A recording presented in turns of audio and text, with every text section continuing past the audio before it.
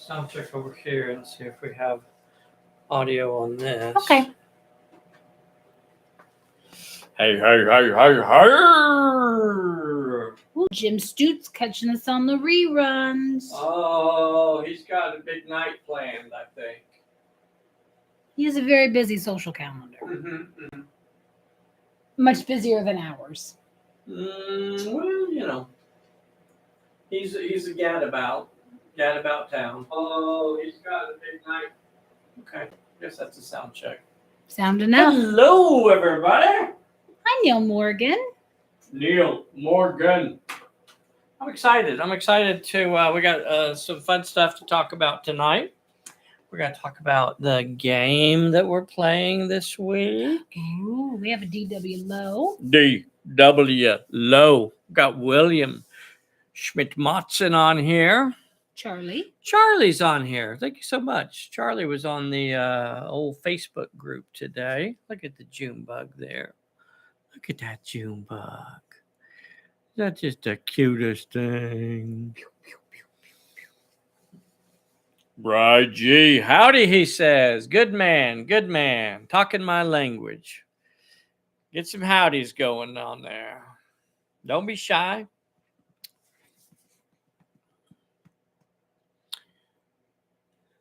I'm glad the mic is working. It's always It's a gamble. Yeah. Kind of like fruit. I hate that. I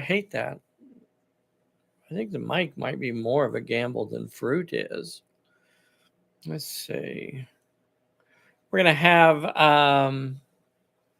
some fun topics to talk about this evening. I don't know how many of you, I don't want to talk about that. It's fine. What can we talk about that's not on the list of things that we're going to cover tonight? I think Raji said he got his director sticker. Very good. I think we should have all the directors sticker out. I'm not sure where the list is. I think I threw it away because I think we got everybody on it. Yeah. So I think we got director sticker off to everybody that was. June is 25 inches long. June is 25 inches long. Max will be 3 years old in 2 days. Yeah. 2 days, and he will be 3 years old. Can you believe it? I cannot. Now you got this one. This one here. Look at this trouble. She's a wild one. Look at this. Look at this one. We will be going officially live in a little less than 1 minute. Thank you all so much for joining us this evening. My name is David. This is the world's most dangerous Bessy. We'd like to thank you all for joining us this fine evening. So I don't think I'm going to do the game with anybody for Sunday, but it's going to be kind of a solo game. But I'm not actually going to. I see. This is something I wanted to talk about tonight. Well, see, I'm talking about. Okay, let's think of something else. Think of something else. The nurse said June looked like she said she was chunkier than she looked. Heftier was her. I get that a lot. A lot of people tell me that too. It's very dense mass. She's got the muscles, and so she looks petite. But in reality, she's fierce. It's all that chewing. I think she may be part cannibal because she will. I tell you what, you get a finger near her mouth, you're liable to lose it. She will chomp on it. She bites hard. She nibbles her own fingers, and she. Not like she nibbles on somebody else's. No. She gets her little eyebrows down. It's 8 o'clock. Hey, everybody, this is Dave here at Pulp Alley, and I am with the world's most dangerous Bessy. Hello. We're going to be talking about one of my favorite topics this evening. Drugs. What? Oh, sorry. No. Just say no to drugs. Pulp Alley. Oh, I had no idea. Pulp Alley. That's what we're going to be talking about tonight. We got a lot of fun stuff to go over this evening. I hope everybody that thought they were going to get a sticker has either got their sticker by now or soon will. As far as I remember, I think we got all of them mailed off. So Are you guys hearing us okay? Is this lighting all right? You should have seen her jump down the other day, go rolling off, banging into blocks. She doesn't. I don't think she's officially reached the crawling mode yet. No, but she is standing up on her back legs with her front down. So as soon as she realizes those go hand in hand. Yeah. Yeah. That's not to say that she isn't moving. She is definitely moving around. You put her down, she's going to be somewhere else in pretty quickly. And rolls. So I put a poll on the community page for our Pulp Alley YouTube thingy, and what it's asking about is, what series should we do next for our Pulp Alley games on Sundays? So I do think that we will do some one-offs. We're definitely going to do a sci-fi game for this Sunday. I'd like to go back and do another Conan inspired game. Those are fun. Might throw a Western in there again. Might throw some World War II in there. Maybe your 15 millimeter? What? Your 15 millimeter? This weekend is the 15 millimeter. Okay. Yeah, this weekend is so I guess that's the other thing, is that this weekend is just going to be the sci-fi, and it's going to be in 15 millimeters. Yay! So not only will we show you kind of how we interpret the rules into a sci-fi setting, but also how we adjust to 15 millimeter. Yeah, that's awesome. Spoiler alert, I don't. You just blew it right there. Yeah, I don't adjust for 15 millimeter. I play the game as it is written. Well, now what? Well, that should have been suspenseful Should until it have Sunday. been? Okay. And then be like, just kidding. Pa-pow! It's straight up. And part of that basically is that it's all relative, so there really is no reason to adjust unless you're changing the size of your table. That's about the only time that you really need to adjust. Most of my 15 millimeter figures are still based on 20 millimeter bases, which is exactly the same size base that I try to use for most of my Pulp figures as well. So the actual base of the figure is still the same. The only thing that's actually different is the figure is smaller, shorter. Yeah. But so far for the poll, as far as the voting, and I guess there's like thousands of votes on there right now. I don't know, maybe 8 million votes, somewhere around in that neighborhood. So it's all legit.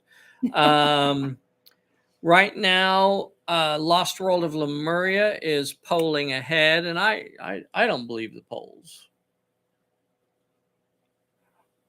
At 55%, and Vice Alley is at 34%, and then other is 11%. So folks suggesting other things as well. And that's a good thing to do on there. If you have something else that you'd like to see us do, it's a good opportunity to put a comment down there and let us know if you'd like to see, if you'd like to see us go back to our Venus campaign or, things like that, which I actually intend to do. I actually intend to go back and do some more on Venus. If you guys didn't see it, there was a really cool review from a German blog or something. So I put the link for it on the Pulp Alley Players group on Facebook. So really cool. Even if you have don't necessarily interested in reading a review because you've been playing a long time, it's cool to look it over and throw a comment on there and show them some support. Show some support to the folks that are out there beating the drum and trying to introduce Pulp Alley to some new players. I did a post today or earlier today about using writing mounts in your games. And I think, the whole rules for it is basically one page. The second page is really about the abilities. So there's not a lot of rules to including mounts in your games. And And it's fun. It's fun to include some mounts. And I think Mm-hmm. back to things, you know, when Mila and I started working on Pulp Alley, there were certain things that we just felt like we had to have in there, or it wasn't going to be pulp. You know, it really wasn't going to have the right feeling. And having the ability to have guys riding around on horses, dueling with a tank, perhaps trying to stuff a rock in, you know, the main gun, or the sponson gun or something along those lines. We wanted mounts to be part of Pulp Alley, and it is very easy to include them. You have either the perks, or there's a perk that you can select. There's an ability that you can select. Plus, you can use all of your resources when you're selecting your assets. You can select mounts that way. Plus, you could just use them if you have special rules for that scenario. You can just say, you know what, I'm going to put out a dice 6 mounts and just kind of scatter them around the table, or however you want to do it. Just put mounts out there and have fun with it. Yeah, definitely. All right, talk a little bit about the Sunday game now. So 15 millimeter sci-fi. I'm going to try to kind of, I don't know. I'd like to avoid the trap of kind of talking about a lot of the things that I change over. In other words, I'd like to be able to just play the game through, but I think there will be times that I'll kind of have to stop and explain what I'm doing, because I might use a different terminology. For example, for my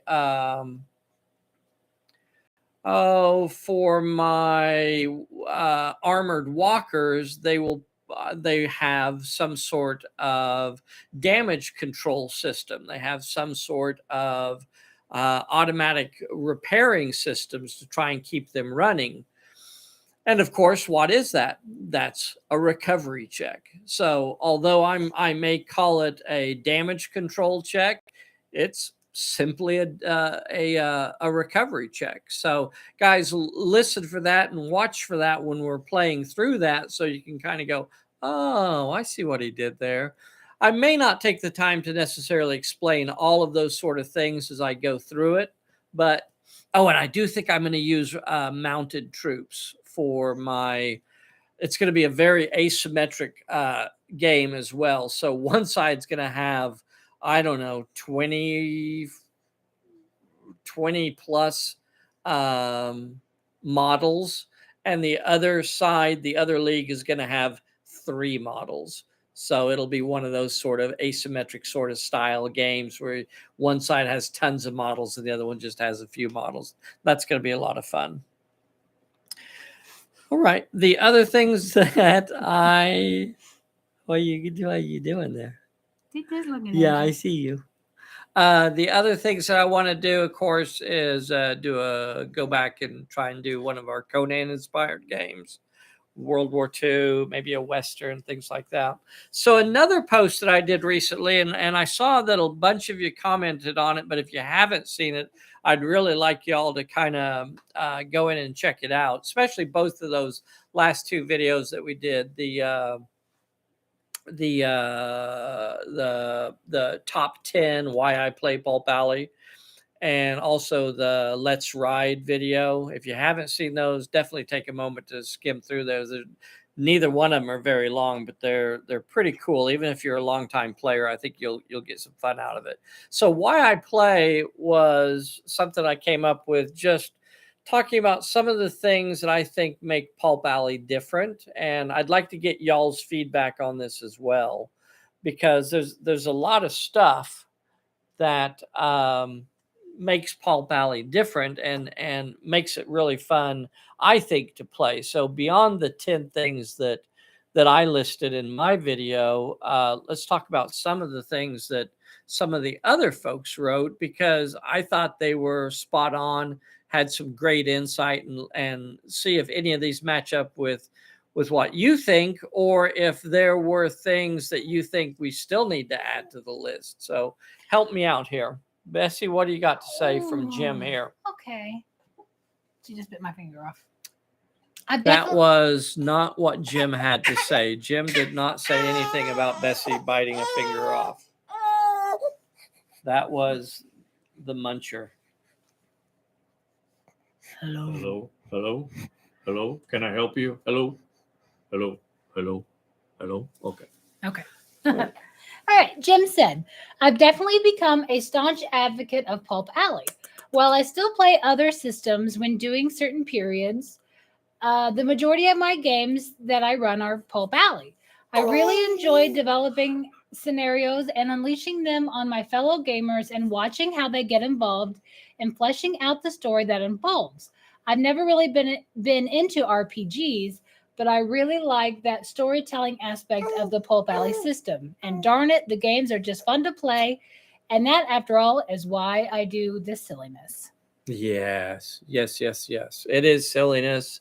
And it's a lot of fun. I try very hard not to take this too serious because, it's just about sitting down and having fun, huh? Mm-hmm. Let's see what Gareth had to say here. Nice video, Dave. I agree with your points. Also, as you said, it's a set of rules that works for all genres. All genres, yeah.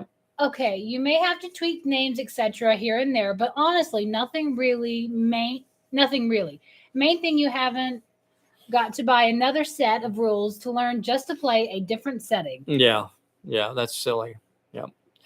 Having to buy a whole new box set just to play a different, version of the game is just goofy.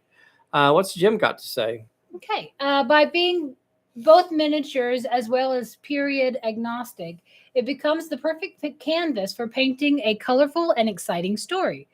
I also like the fact that it is not an I go, you go system, but one that involves constant player interaction. Yeah. You never know when you're playing Pulp Alley when it is going to be your opportunity to become the director. So I think that's a big part of what keeps players engaged. I actually had a game designer buddy of mine once brag to me about the idea that when people play my game, they can get up and walk away for an hour and come back an hour later and jump right back into the game. It's like, that sounds kind of why is that a good thing? That I can go off and get something to eat and come back and jump right back in. It's like, I don't know. Different folks for different strokes. Wait, I said that wrong. Different strokes. Different hats for different bats. How does it go? Different hats for different cats. Different hats for different cats. I knew it was one of those. Let's see what Noxious Bones got to say. All right, my favorite part of Pulp Alley is how front and center the narrative is. Yeah, the story. The story plays a big part. And I think that is oftentimes we don't make a big deal out of necessarily telling you how you should play or your style of play. Pulp Alley is really designed that if you want to really keep the narrative and the story front and center and develop it and make it big and splashy, you have the room to do that. Also, if you're a nuts and bolts player, which sometimes I could just play through Pulp Alley, do my challenge, bam, bam, bam, and go. So it really just depends on what your style of play is. Let's see. What's he got to say here? Good points. He likes that the weapons can be anything that you want, idiot luggage. And that was something that we decided on very early on. When I was a much, much younger man, I used to buy games based on looking at their weapons chart and go, oh, well, this game's got like 4 pages of weapons. Woo, it must be really good. And it's just like so stupid, you end up looking at those charts and you end up finding like maybe 2 or 3 weapons that are worth using, sometimes only 1, and everything else is ignored. And then you end up with everybody using the same weapon or wanting to use the same weapon, and it just gets goofy. In Pulp Alley, you could use whatever weapon you want. If you want to believe that your character has a broom handle Mauser or a 38 revolver or a Colt 1911, then you do you make your weapon what you want it to be, and then you kind of design your character around that. What did you say, baby? I was making faces at Junie. Oh, don't you make faces at my I'm making baby? faces at the baby. Don't you make faces at my making faces at baby? her, I want Don't to. you make? I made her. Ow. Don't eat them piggy toes. Oog, what's Oog got to say? Right. Oh yeah, this was a good one. Spoiler alert. So what Oog said was that he really likes the idea that he can play co-op and solo and versus very easily without having to change a bunch of rules. And the reason is because Pulp Alley was always designed to do that. From the very beginning, Pulp Alley was designed to be a co-op game. It was always designed to be a solo game. It was always designed to be a versus game. So, like, for example, when you play co-op, there's only one rule that changes and everything else remains the same and you go. So yeah, that's kind of the way the game is designed. Yeah. Let's see what this fella down here has to say. What's he got to say? Just the top one? I don't know. Whatever you want to read. Okay, having a game that truly pushes narratives and objectives is a big one. I've seen too many games with great scenarios devolve into shooting matches because both sides forget why they're actually there. Yeah. That's cool. The truth is that sometimes I do that in Pulp Alley just because for me that is still fun. Because he's the baddie. So I think it's fun sometimes to just have a shootout and ignore all the plot points and just go in guns a blazing. To me, that's just fun sometimes. And you know what? With Pulp Alley, it's even more fun than a lot of games because there's real meat and potatoes there when you get into the fighting system. What else was there's a Bessy Phipps? What did Bessy have to say about things? What Bessy have to say? Oh, she just said her favorite part was getting to play a cinematic game with her husband every week. Do you guys think Pulp Alley is cinematic? I do. And the reason is because when I'm playing, there is a movie playing in my mind. Like I see a movie. There's a lot more action and narration and dialogue going on in my mind probably than I necessarily share with everybody, if you could believe that. So to me, when I play, there's definitely a movie playing in my mind. What's next? But he says I missed one. Number 11. Oh, the engagement and personality of an exceptional designer and publisher. There's another line. And her partner. Oh, all right, boys and girls. There's more on here. There's more, and there's some really good ones. And I hate to stop there, but if we keep going, maybe we'll be here all night. So we're gonna stop right there. There's a Verjeski on here. There's a Stu Rap. Woo! It's a big time tonight. It's a big time tonight. Boys and girls, if you haven't already, please take a moment and hit that like and subscribe button because that's what makes June very happy. Oh, she's getting sleepy. Oh, she's a sleepy girl. She's a sleepy girl. I hope you all join us on Sunday for the sci-fi 15 millimeter sci-fi game on Sunday. I'm going to try and make it special for you guys. So I hope you tune in and watch this. It's going to be fun. All right, boys and girls, I guess we're going to call it there. Was there anything else on my list? Nah, I think so. that was basically it. So cool to have you guys all on here. Aww. Hopefully we can get you all back in to playing again with us as pre-recorded games. So I know I say that every week, but we're getting closer and closer to being able to do that. So, all right, boys and girls, thank you so much for your time. We will see you next time. Can you hit the button, Frank? Frank, can you hit the button, Frank? This one? That one? Hit the button, This Frank. one? This one? Hit the button. Hit the button, Frank. My name is not Frank. Oh, oops. I didn't hit it. Oh, my gosh.